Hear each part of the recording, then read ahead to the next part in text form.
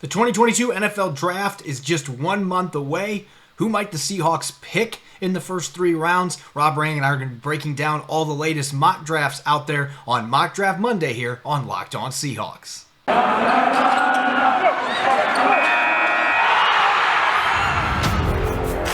You are Locked On Seahawks, your daily Seattle Seahawks podcast.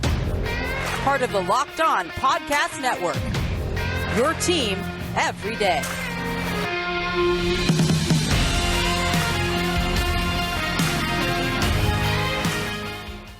Greetings, 12. This is Corbin Smith, your host for Locked On Seahawks. Joining me as always, my co-host in crime, Rob Rang. Hope everybody had a great weekend. It's Mock Draft Monday. We're going to be diving into some of the latest mock drafts out there and see who the Seahawks are going to be picking in the first, second, or even third round. We'll be looking at a few single-round mock drafts as well as a couple 2- and 3-round mock drafts on today's episode. And we're going to be breaking down which areas, which positions are the greatest area of need for the Seahawks still heading towards next month's draft as free agency continues. Jam-packed episode coming your way. Today's episode is brought to you by BetOnline. BetOnline has you covered this season with more props, odds, and lines than ever before. BetOnline, where the game starts. Thanks for making Locked On Seahawks your first listen 5 days a week. We greatly appreciate it.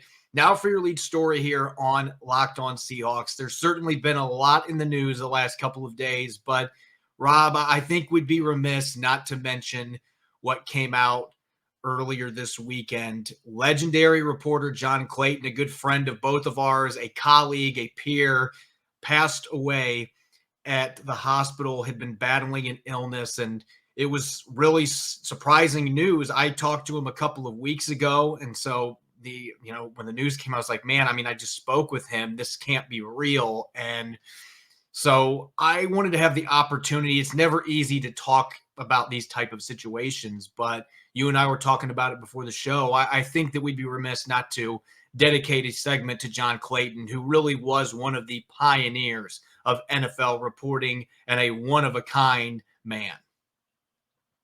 He really was, Corbin. I mean, that's the thing, is that I think that it is appropriate, considering that we cover the Seattle Seahawks and everything that John Clayton did to putting Seattle on the map. I think that it is appropriate to take this first segment of our show here on the Monday. After he passed away on this past Friday, and of course we did not have an opportunity to record in between there. John Clayton, it's almost, and I mean no disrespect by saying this, it's almost appropriate that his initials are JC, because he was a god to so many of the people who follow the NFL, the people who are sports reporters, regardless of the sport. The way that he was both the man, he was as recognizable as anybody. And yet still was as humble and as easygoing and just a guy, in terms of the conversations, the way that he made everybody feel like they were just as important, that they were just as popular as he was. I can't tell you how many times that I had the opportunity to see him on a golf course, in a restaurant, in a bar.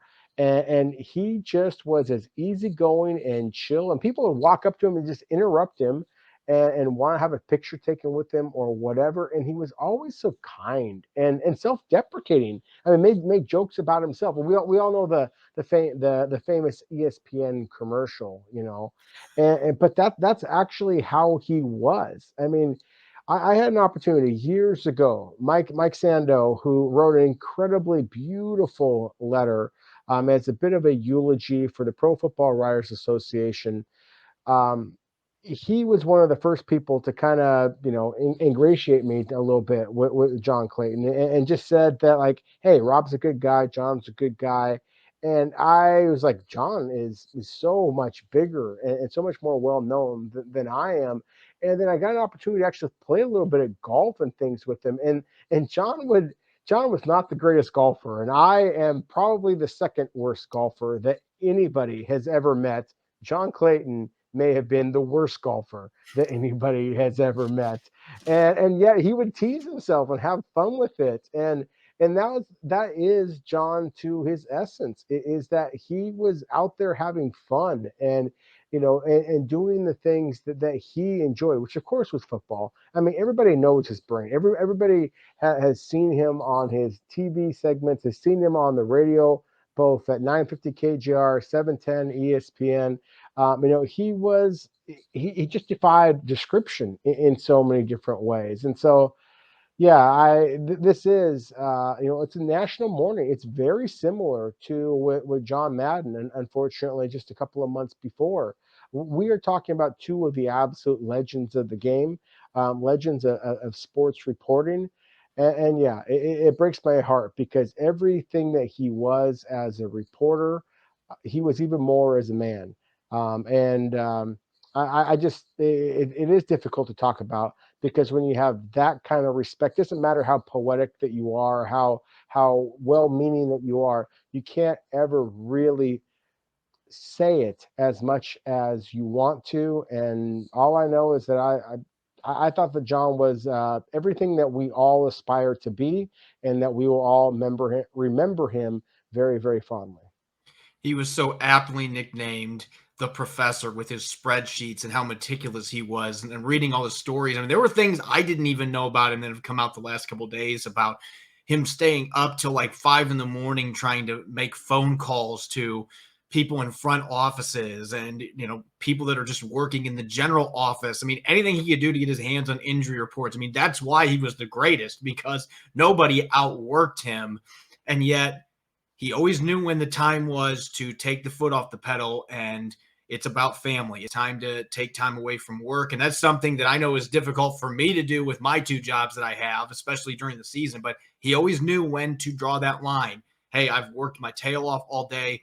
10 o'clock was that boundary. It is time for me to spend some time with my wife, and the care that he has provided his wife, Pat, over the years, who has MS.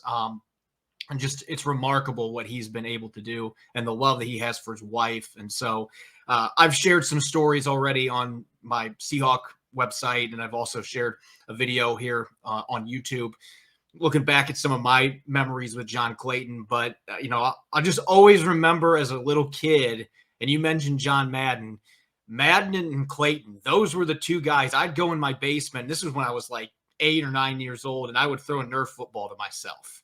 And I would pretend that I was John Madden commentating the game. And then when I got tired, because I'd been running around the basement for 20 minutes in a row and I was exhausted, then I'd be like, let's send it to the sidelines, John Clayton with a report. And I'd always finish it off with that catchphrase, hey, Mom, I'm done with my segment. And that was something that happened all the time. And so he and Madden, those were my two idols. And thanks in large part to you, I was able to actually meet John Clayton. I might have never met him without you making that connection. And so I was blessed to be able to speak with him a few times. And just the fact that I actively was trying to talk to him about backup quarterbacks after a preseason game, and his face lit up like it was Christmas. I mean, that's the kind of reporter that we were talking about in John Clayton. Just an incredible man, even better human being, and thoughts and prayers with his family during this extremely difficult time. And of course, all the people that have been impacted by him and his incredible work over the years. Yeah, no question about it. And again, I just have so many stories with John, and not all of them are actually appropriate for our show. I mean, John was a fun guy. I mean, he had a lot of fun, and I have so many great memories of him at the combine, where he would kind of, and John was, a smaller guy, and he would kind of, push himself up to the front of the room when we were evaluating and interviewing different prospects at the combine and things like that. And it's amazing because John was encyclopedic when it came to his knowledge of the current NFL players. But, every January, there'd be this whole new list of players, that were coming into the NFL draft. And between January and February, it was kind of his mission to be able to understand these players and get to know them a little bit. And he would ask very intelligent questions about some of the guys who were coming into that next year's draft class. And it was just fascinating to see, some of the most famous college football players who would recognize him in the first row. And basically, they would answer his questions because he is John Clayton, damn it. You have to recognize. And so he would get to be able to answer, ask these types of questions. And, we'd go to dinner in some of the different hot spots that were in Indianapolis.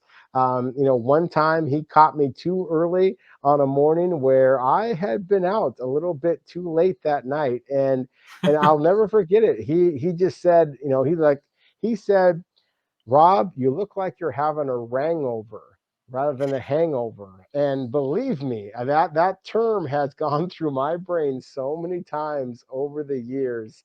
And my very first memory, actually kind of going way, way, way back, when the Seattle Seahawks were, going to Eastern Washington University. They had their training camps back in Cheney, Washington. The very first time I had an opportunity to meet John Clayton was actually when I saw him leaving practice, and I was all excited. I just said, "Hey, I'm walking down this way. Can I walk with you?" And he actually needed a ride, and so I asked him, "Hey, you want to hop in my truck?" And here I am as a college kid. I had literally spent the night there sleeping outside of Seattle's practice facility. And John Clayton hops in my truck, and I got to tell him, "Hey, someday I want to be just like you, sir. I want to be able to evaluate prospects and talk to head coaches and general managers." And for him to basically just acknowledge me, to jump in my car with me, have a conversation. He didn't know me at that point. As I mentioned before, Mike Sandow, who really kind of laid the foundation for me to be able to get to know John on a personal level as a professional sports writer. But at that time, he didn't know me, and yet still took the time to say, "Hey, if this is something that you love, then this can be a really, an unbelievable type of job if you're willing to put in the time." So from the very, very beginning, he really was an inspiration to me, not just because of what he was doing on TV and radio, but because he made that kind of personal investment in me, and just having that conversation. And tragically, and I say this with wistfully, the very last time I saw John was this past year. He, Pat, and many other members of the Tacoma News Tribune were highlighted. Many past and current members of the Tacoma News Tribune were highlighted at the Tacoma Dome when they were highlighting some of the Hall of Fame members of the Pierce County and Tacoma Athletic Hall of Fame. The Tacoma News Tribune, and so many members, Sando, Eric Williams, Todd Millis, Greg Bell, so many members of the Seattle or the Tacoma News Tribune sports scene were highlighted that day. And to see John and Pat there was amazing. And I just wish that I would have taken more time to speak with John and Pat that night, because unfortunately that was the last time that I saw John in person. But to see him up on that stage telling stories the way John did, accepting the awards next to Pat, was truly one of the great memories. And to me, that is the one thing I will kind of take from all this, is that as sad as this moment is, I do love that I got to see that smile, that charisma, up on that stage, and him accepting awards on behalf of his wife, on behalf of the Tacoma News Tribune, on behalf of the Pro Football Hall of Fame. Was absolutely a magical moment, something I'll never forget. Just a spectacular human being, incredible reporter, and he's going to be greatly missed, not just in the Seattle sports scene, but the worldwide sports scene. Ironic I'm saying that, since he really made his mark at ESPN over the years, one of the foundational pieces of ESPN. Again, our thoughts and prayers with his wife, Pat, the rest of his family, and everyone else like us, Rob, that was impacted so tremendously by John Clayton. We're going to move forward now in our show. Coming up in the second quarter, we're going to be taking a look at the latest mock drafts to come out. Draft's actually a little over a month away. It's going to be here before we know it. We're going to be taking a look at a few big mock drafts from CBS, as well as Pro Football Network, the Draft Network, and a couple of others here in just a moment. This is the time of year that I've pretty much given up on all my New Year's resolutions, but not this year. I'm sticking to my resolution to eat right, thanks to Built Bar. It almost feels like it's not really a resolution because I actually enjoy eating them. In fact, it's an addiction. I probably eat more of them than I need to. If you haven't tried Built Bar Puffs, you need to. You are missing out. They are one of the best Built Bars on the market. Puffs are the first ever protein-infused marshmallow. They're fluffy. They're marshmallowy, not just a protein bar. They're a treat, and they're covered in 100% real chocolate, a ton of great flavors, coconut marshmallow, my personal favorite, banana cream pie. These are going to be your new favorites. All Built Bars are covered in 100% real chocolate, and they're low calorie, 130 calories, 4 grams of sugar, 4 net carbs, and 17 grams of protein in most of their bars. They have delicious flavors in their regular Built Bars as well. Coconut almond, peanut butter, brownie, and they're coming out with new flavors all the time. Go to Built.com and use the promo code LOCK15 to get 50% off your order. That's LOCK15 for 15% off at Built.com. You're listening to the Locked On Seahawks podcast. I'm your host, Corbin Smith. Joining me for Mock Draft Monday, my co-host, Rob Rang. As always, thanks for making Locked On Seahawks your first listen 5 days a week. Make sure to check out the Locked On NFL podcast, streaming 5 days a week on YouTube. Tons of insight and analysis from experts covering all 32 teams 5 days a week. So check out YouTube, free to watch. You can also download the Locked On NFL podcast on all major podcast platforms.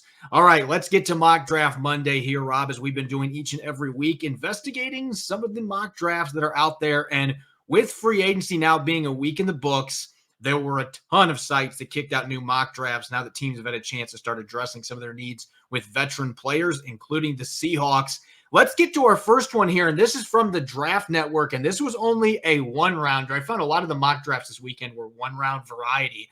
But this is a player that I know a lot of Seahawk fans have been begging for them to take at number 9. Been a very popular pick out there in terms of discussion boards and on Twitter, Facebook, your social media platforms. At number 9, the Seattle Seahawks taking Ahmad Sauce Gardner, who really looks like your prototypical Seahawk, more of a zone-oriented corner, big body, long arms, and was a shutdown corner for the Bearcats throughout his collegiate career.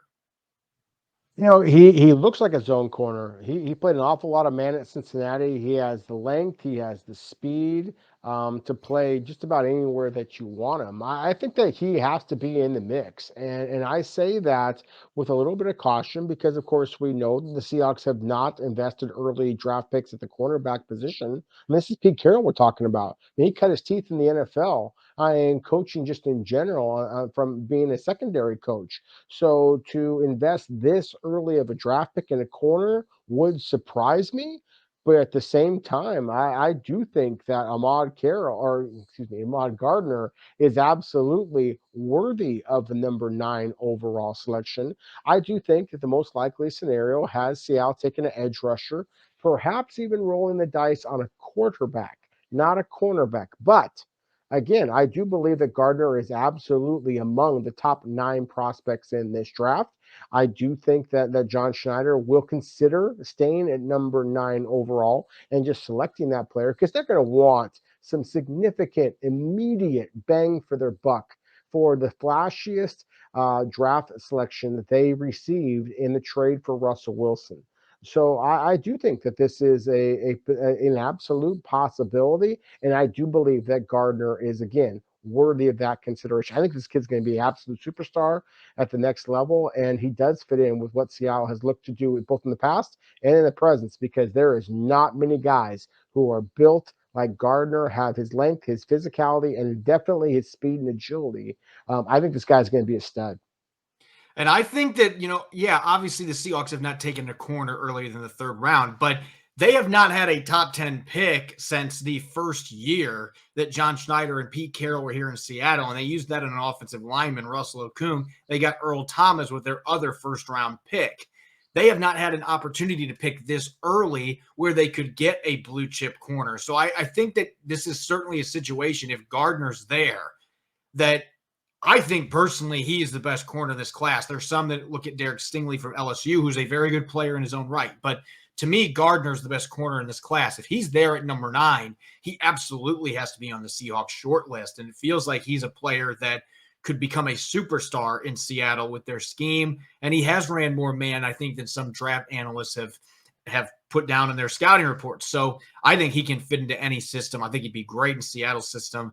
Has the quickness, the speed, the ball skills, plays with the physicality. He'll come up and he'll tackle you. I mean, he is the complete package. And so at number 9, I think he would make a lot of sense.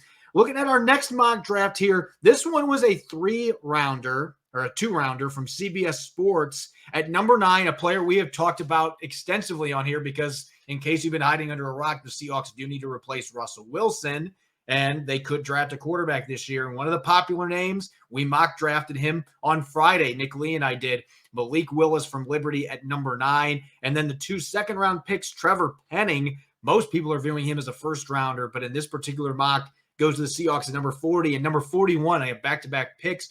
Kwai Walker, a linebacker from Georgia, a player that I've viewed as kind of a sleeper in this draft, in part because Georgia has so many studs on defense that he's got overlooked. But I do think Kwai Walker could be a player that gets picked in the middle of the second round.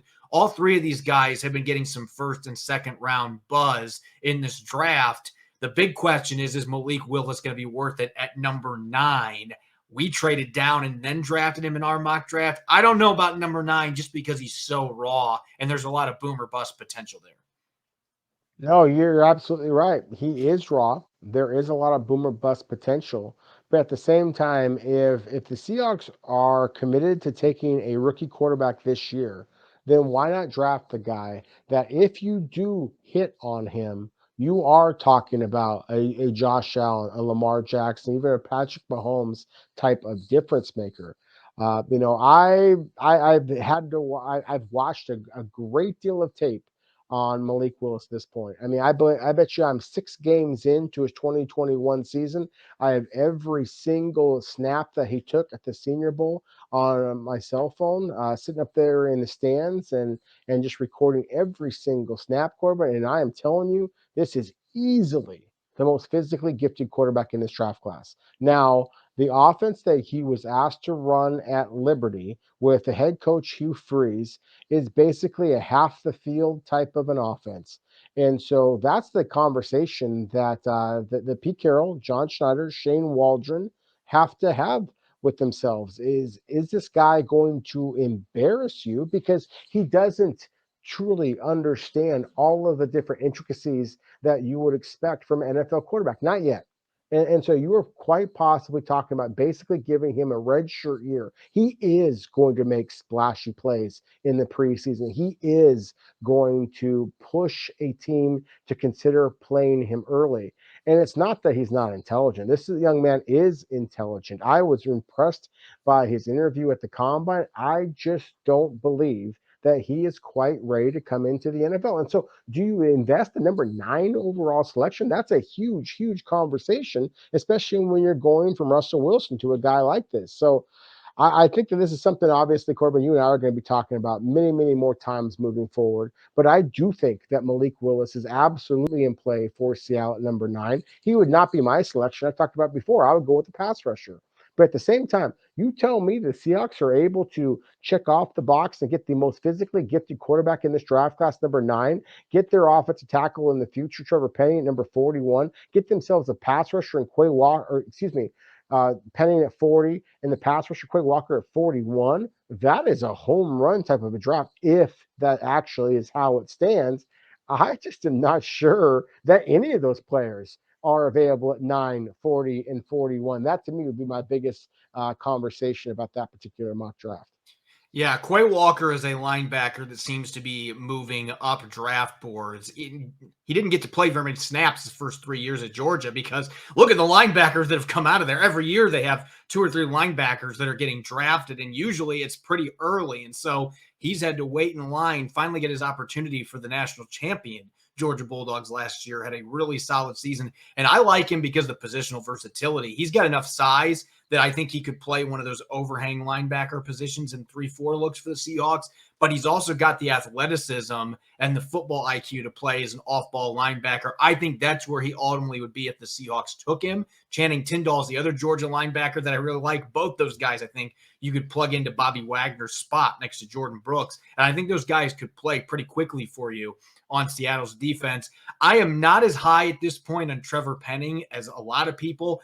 I have watched a few of his FCS games, and he was absolutely dominant. But the games against FBS competition left a lot to be desired. Now, I can see the nastiness. I can see the physicality. When he gets his hands on guys, he's a finisher, and he plays with a mean streak. I love that about him. What concerns me is, as athletic as he is, I don't see that translating on the film when they're playing better competition. When Northern Iowa was stepping up and playing FBS teams, it just seemed like he wasn't taking very good angles. His footwork was sloppy. He got caught lunging way too often for my liking. Now, maybe those are things that can quickly get taken out of his game, and he can end up being a franchise left tackle. But I have my reservations in the first round. Maybe a pick 40 would make sense because he does have a lot of really intriguing qualities. I just don't know that I would use a first-round pick on him, and I know a lot of draft experts disagree. I've seen a lot of them where he's in the top 10. We have one mock draft from PFF where they pick him at number 9 to the Seahawks. That is on our countdown here. I just don't know that I see that same player on film. I agree. I think 9 is pretty rich. I think that there are 2 tackles who are worthy of top 9 consideration, and I think that they're going to be long off the board. Evan Neal from Alabama, Ekam Ekwonu from North Carolina State. I think that, up until the last couple of weeks or so, they were very much in consideration, number 1 overall, until the Jacksonville Jaguars decide to, franchise Cam Robinson for the second consecutive year. So I don't believe necessarily that either one of those 2 tackles falls into Seattle's lap. Again, I think that pass rusher is easily the most likely scenario that Seattle goes at number 9 overall. But I am intrigued by Penning for exactly the same reasons that you just mentioned. I mean, that physicality at 6'7", 325 pounds, running in the high 4.8s. I mean, this is a freakish talent. And Seattle obviously is, at least at this point, it appears they're very much going into a rebuild type of a move. I think that Andy Dickerson would be really excited to work with a guy like Penning, but at the same time, at number 9 overall seems rich. At number 40 or 41 overall, seems unlikely that he is going to fall that far. So I think it's going to be interesting. To me, he's a very good trade back possibility. I would be surprised at 9 or 40 or 41 overall.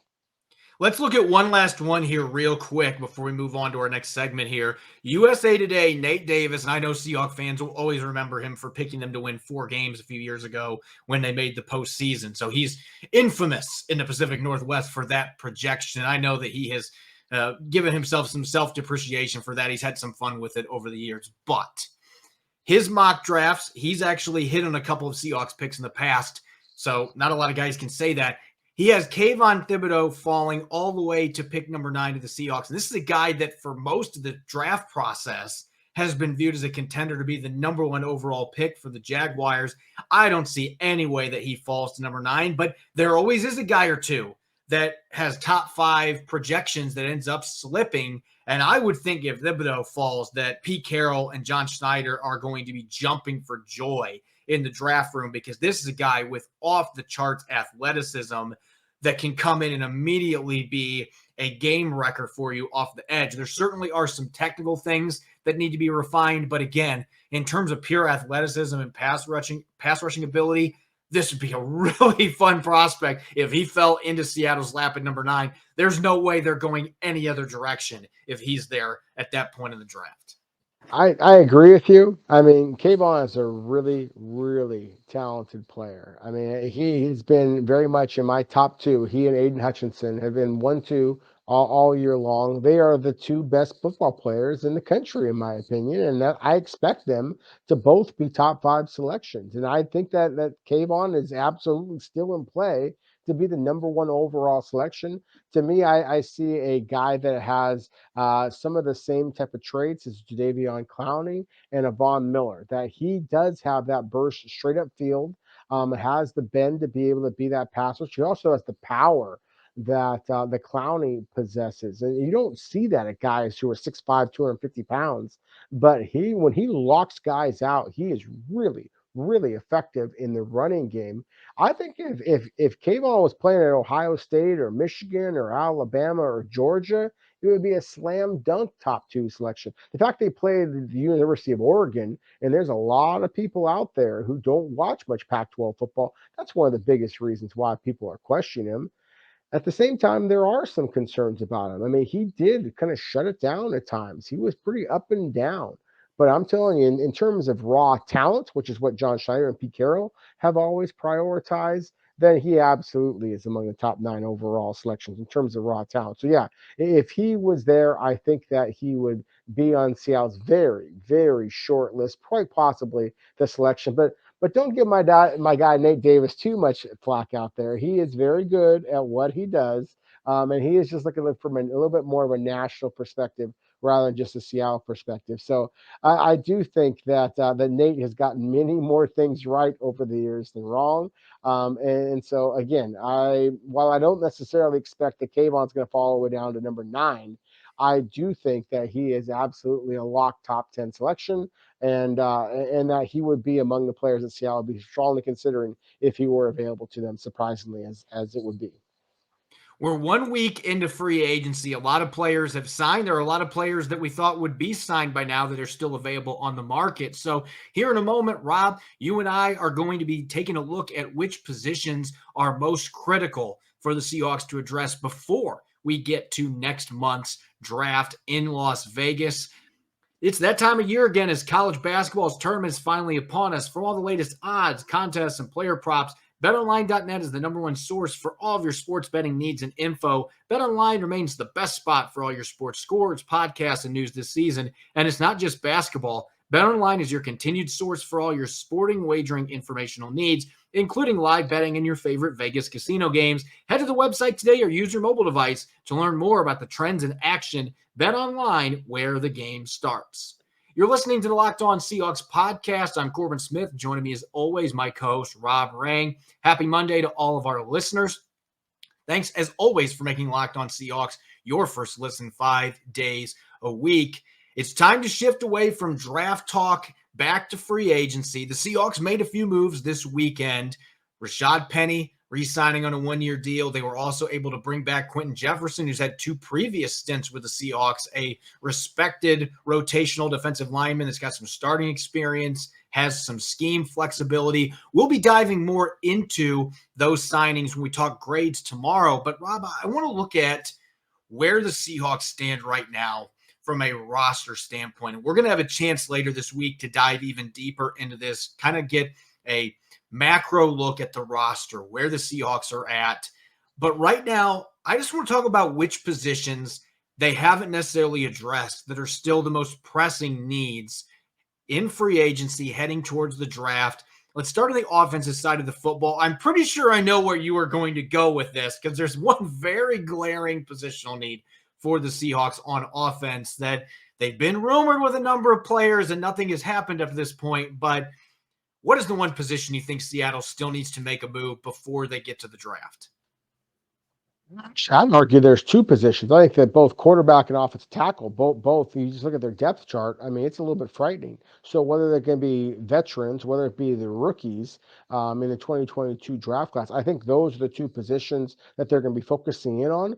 But let's be clear. Right now, the Seahawks currently have Drew Lock and Jacob Eason as their quarterbacks. I think that there is either going to be drafting a rookie very, very high within the first 41 selections, or selecting a player as a veteran, either signing somebody in free agency, making a trade, something. But yeah, I think that we all know it's the most important position in football. And so, yeah, that's the position that I would focus in on as quarterback, even though I am higher on Drew Lock than some people appear to be. I still believe that with only 2 quarterbacks on the roster at this point, that is their obvious #1 target for Seattle on the offensive side of the ball. Yeah, and there are limited options now out there for them if they're wanting to go the trade route, because Matt Ryan getting traded to the Colts today for a 3rd-round pick, there were a lot of Seahawks fans on social media like, we could have paid that price. But you have to remember this is a $23 million cap hit that you would have had to pay for a soon-to-be 37-year-old quarterback. So considering where Seattle's at, likely going, I know he's not going to say it's a rebuild, but they're going into a rebuild. That is probably not the quarterback the Seahawks are wanting to make a trade for and give up a day 2 pick to acquire. Now, you do have Baker Mayfield still out there, and there have been plenty of people debating about this. I don't know if Seattle doesn't want him. I don't know where he ends up, because I look at the rest of the league landscape. Maybe Carolina decides to make a move there, but they don't have a lot of draft capital to flip.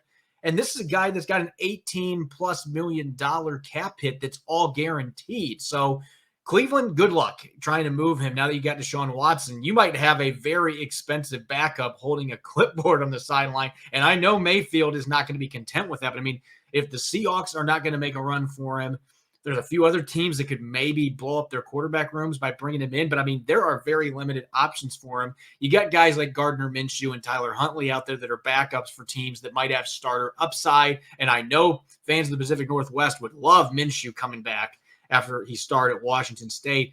I don't know that we're going to see either one of those guys coming to Seattle, though, either. The longer this drags out, it just feels kind of like the Seahawks are saying, we like Drew Lock. Maybe we'll re-sign Geno Smith, but we're not going to be giving up draft picks to go get us a quarterback at this point. We will use one on a quarterback fairly early in April's draft. Again, maybe Geno Smith and Drew Lock will compete against that rookie, and then we'll see who ends up winning that battle in training camp. You mentioned tackle. To me, that is the most pressing need on offense in this roster, at least before the draft. I think they absolutely have to add at this position. They tried to get Trent Brown, who basically was in Seattle for a week and yet did not sign with them. He used him as leverage. The New England Patriots, who had him last year, he's played for them 2 different times. They ended up coming through with an offer that was similar to what the Seahawks were offering. So he decided, I'm going back to New England. So now the former Pro Bowler is not coming to Seattle. You've still got 2 open vacancies. Now, maybe Jake Curhan is your guy at right tackle, but Stone Forsythe's the only left tackle they have on the roster right now. He has 14 offensive snaps to his name. So you think they have to do something there, whether that means re-signing Dwayne Brown. Maybe you look at a veteran like Nate Solder or Eric Fisher. Brandon Shell's still out there. He's visiting with the Broncos tomorrow, but you certainly could get yourself back in the discussion there. There aren't a lot of options, though, in free agency. They're not going to be going for Teron Armstead, who's visiting the Dolphins today. It just doesn't seem like there's a lot of options, but they've got to figure out a way to bring in a veteran, I think, before the draft. Even if you can draft a tackle at number 9 overall, if they pick 2 tackles in this upcoming draft, those are still rookies. They're going to have some kind of a veteran presence at that tackle spot moving towards the draft, or this could be bad. I mean, you're going to the season right now. If they started their season next week, Stone Forsythe and Jake Curhan would be the starters at tackle, and there's a lot of upside there, but also you're talking 2 very raw players that don't have a lot of experience. So it feels like they absolutely have to add some veteran experience to that group, at least some guys that can compete against those young players, if not guys that can come in and start right away, for them to be somewhat comfortable with their situation there. You would think so. Although, again, I think that this is a pretty talented tackle class in terms of the draft. And if this is going to be a true rebuild, then it doesn't make much sense to, pitch millions and millions of dollars to the 30-somethings that are out there at this point. So I think that's going to be fascinating. Quickly switching to the defensive side of the ball, Corbin, to me, as we talked about on offensive tackle and quarterback were clearly the 2 positions of concern. I would argue that you always need pass rushers, although I am very, very high on the sign of Uchenna Nwosu, as we talked about previously, complimenting him with Darrell Taylor on the other side. Really excited about that. But to me, the huge area of concern right now, because I do have some faith in Cody Barton at the inside linebacker position if he is asked to jump in for Bobby Wagner. I would still argue the cornerback is an area of concern, even with the signing of Artie Burns on a 1-year deal, Sidney Jones on a 1-year deal. I think that you have to either explore the veteran options out there or basically just push your chips in and acknowledge the fact that of the 8 draft picks that Seattle has for 2022 currently, that at least a couple of them, quite possibly one earlier than anything in franchise history, at least since John Schneider and Pete Carroll have been running things, is going to be dedicated to a cornerback. There are a lot of really talented but veteran cornerbacks still on the free agent market. So again, that is the position I would not be surprised at all if Seattle decided to go here in veteran free agency. And I'm going to stick with edge. And I know this is a very good edge class. And this is not stopping the Seahawks from taking a couple edge rushers in the draft. You can never have too many. But I mean, I was looking at the depth chart this morning when I was writing an article, and it's like you've got Nwosu, you've got Darrell Taylor, you've got Alton Robinson. Who else do they have right now? They don't have any other twitchy rushers that they can put at those overhang positions, whether it's 3-4 base defense or they are in a nickel set and those two guys are rushing as stand-up defensive ends. They don't have very much depth there because you released Benson Mayowa, you released Carlos Dunlap, Kerry Hyder's been released. I mean, they have made some significant changes to that group. There's just not a lot of options out there, though, unless you were wanting to look at somebody like a veteran like Melvin Ingram to bring him in. He's played in a number of 3-4 defenses and was productive last year after the Steelers got him midseason. So he's a productive player that might make some sense. You've got some other guys like Jadeveon Clowney, who has played for Seattle before, that I think has some scheme flexibility, has been an overhang rusher. He's played reduced inside some, has the physicality and the strength to do that. There just aren't a lot of options, though, if you are trying to add to that group. So I could see Seattle kicking the tires on some veteran guys to add some depth to that position, but they absolutely are going to need to add 2 or 3 more guys before they get to camp, whether it's through the draft, free agency, mix and match. They're going to have to add some guys. So I expect John Schneider's working the phones right now. He's looking at some players, as he is at the tackle position as well, on offense, looking at some edge rushers that can come in and contribute for this group that really needs to add some depth there, because you can't have Darrell Taylor, Nwosu, and Alton Robinson as the only 3 at those positions that are going to be rushing the passer a lot. You're going to need another guy or 2 minimum that can rotate in. And based on scheme, they're going to have to be twitchy guys that have some coverage drop back ability. So they're going to have to change up a little bit the type of players they've been looking at. Just not a lot of veterans available at this point. Maybe a few guys they'll kick the tires on, but that's certainly still going to be a huge need when we get to next month's draft. As always, thanks for making Locked On Seahawks your first listen 5 days a week. Now make sure to check out the Locked On NFL Draft podcast for your second listen. Ryan Tracy and former NFL cornerback Eric Crocker bring the NFL Draft to life every day with insight and analysis on college football prospects and NFL front offices. It's free, and it's available wherever you get podcasts. You can follow me on Twitter at Corbin Smith NFL. You can follow Rob at Rob Rang. Make sure to check out Locked On Seahawks on Apple Podcasts, Google Podcasts, and of course, streaming on YouTube 5 days a week. We greatly appreciate your support. Coming up tomorrow, we're going to have the latest free agent grades, taking a look at Rashad Penny's new deal as well as Quentin Jefferson. Maybe there will be a new deal by that point as well, with free agency continuing to churn around the NFL. You won't want to miss it. Enjoy the rest of your Monday. Go Hawks.